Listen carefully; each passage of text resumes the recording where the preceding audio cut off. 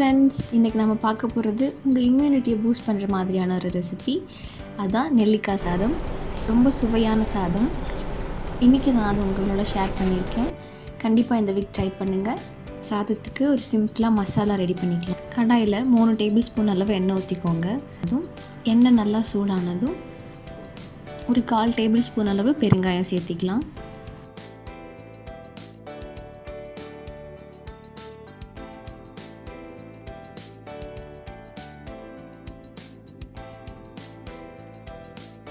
கடலைப்பருப்பு 2 table spoon அளவு add பண்ணிக்கோங்க.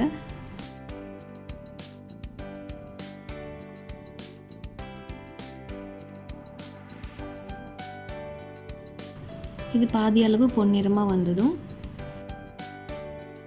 2 டேபிள் ஸ்பூன் கொத்தமல்லி, ஒரு 6 வரமிளகாய் சேர்த்து வறுத்துக்கலாம்.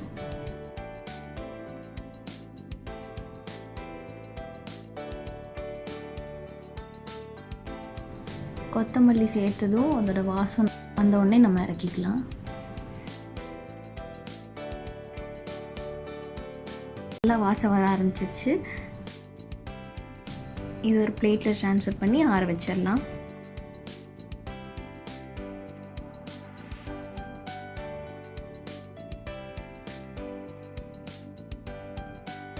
நெல்லிக்காயில் நடுவில் ஸ்ட்ரைப்பாக இருக்கும்ல, அது நேராகவே கட் பண்ணி இந்த மாதிரி எடுத்திங்கன்னா ரொம்ப ஈஸியாக எடுத்துடலாம். வேஸ்ட்டே இருக்காது.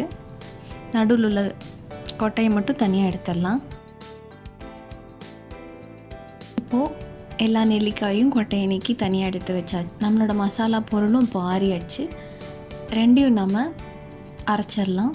சாதத்துக்கு தேவையான முக்கியமான 2 பொருள் நம்ம ரெடி பண்ணிட்டோம். அடுத்து மீதி உள்ள ப்ராசஸ் நம்ம பார்க்கலாம். பெரிய அகலமான பாத்திரத்தில் 2 டேபிள் ஸ்பூன் அளவு எண்ணெய் ஊற்றிக்கோங்க. கடுகு, உளுத்தம்பருப்பு ஆட் பண்ணிக்கோங்க.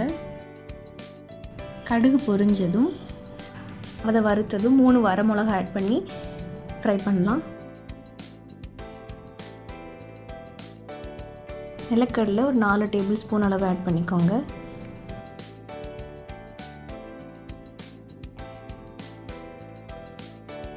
அதுக்கப்புறம் கொஞ்சம் கருவேப்பிலை,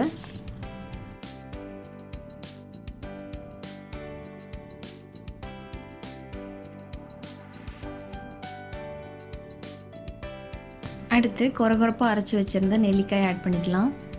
1/2 டேபிள் ஸ்பூன் அளவு மஞ்சள் சேர்த்தி நல்லா ஃப்ரை பண்ணிக்கலாம். இது ஒரு 2 நிமிஷம் வறுத்ததும் தேவையான அளவு உப்பு சேர்த்திக்கோங்க. உப்பு சேர்த்ததும் நெல்லிக்காய் கொஞ்சம் நல்லா வேகும்.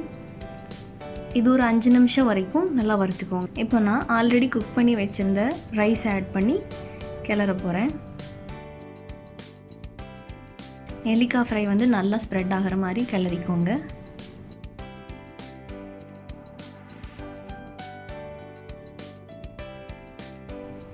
நல்லா கிளறிட்டோம்.